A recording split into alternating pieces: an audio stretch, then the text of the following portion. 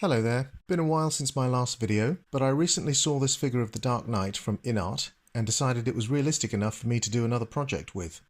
I was going to do a photo story with it, but I don't have another 1/12 figure for the Dark Knight to fight, and I'm not a collector of these things as such. I really only acquire these to photograph for a specific project. This won't be a conventional review discussing accessories and articulation in detail.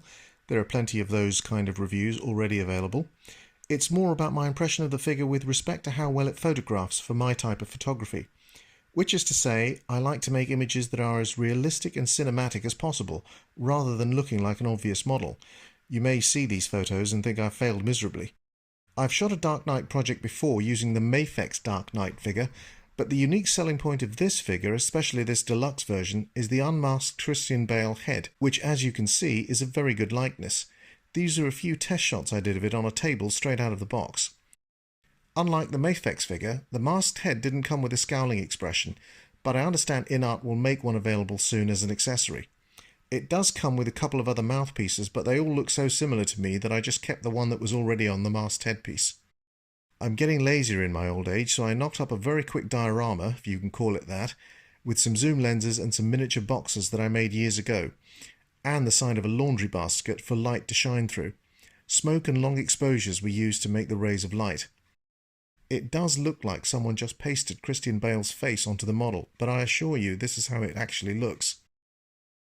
Usually I shoot everything with a mirrorless camera, but this time I decided to dig out an old full-frame DSLR to shoot with, which was a literal pain as it doesn't have the flip-out screen that I was used to on my mirrorless camera, so I had to use the viewfinder or live view function on it. Such a drag, I know. I got so used to just standing up and looking down at the flip-out screen to compose my images. In post, I made slight adjustments to white balance and colour saturation. This shot with the Batarang was done with it attached to a thin wire wrapped around his hand, which I then removed in post. I did use the Mafex Batman in this shot to give the Inart model someone to kick. I actually have a black belt in Taekwondo, so I did try to ensure his kicking form was accurate, but that's a rather futile endeavour on a plastic model, so in the end, his form was determined by how well I could get it to balance on one leg. So it does look a bit stiff. The cape isn't wired unlike the Mafex version, although I do think it looks more realistic hanging down due to gravity, rather than flailing about like a comic book shot. I tried to keep the poses grounded rather than too extreme, in keeping with the tone of the movie character. I used the plastic stand support to try and get a flying pose, but it wasn't particularly sturdy and I didn't manage many flying poses.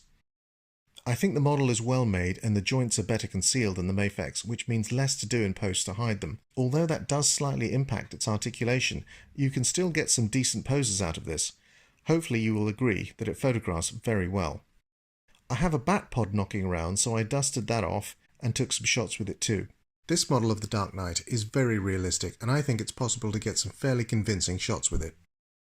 I think the unmasked head sculpt is fantastic and clearly these companies are upping their game to get better realism, which is great.